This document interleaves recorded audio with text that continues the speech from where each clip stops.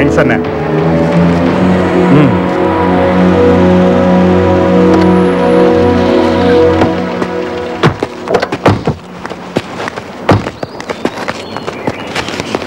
అన్నా నమస్తే. రారా బుజ్జి.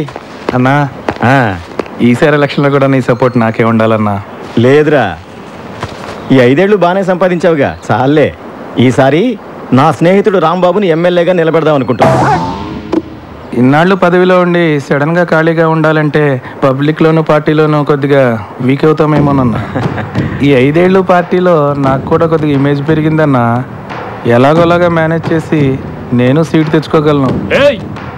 ఈ బెజవాడలో ఎల్కేజీ సీట్ అయినా ఎమ్మెల్యే సీట్ అయినా అన్న చెప్పిన వాడికైనా విషయం తెలీదా నీకు? గుంటుపల్లి నుంచి గుణదల దాకా, కృష్ణలంక నుంచి పడమట్లంక దాకా అన్న చెప్పిందే జరుగుద్దని తెలుసు. కానీ నాకు సీట్ ఇచ్చేది హైకమాండ్.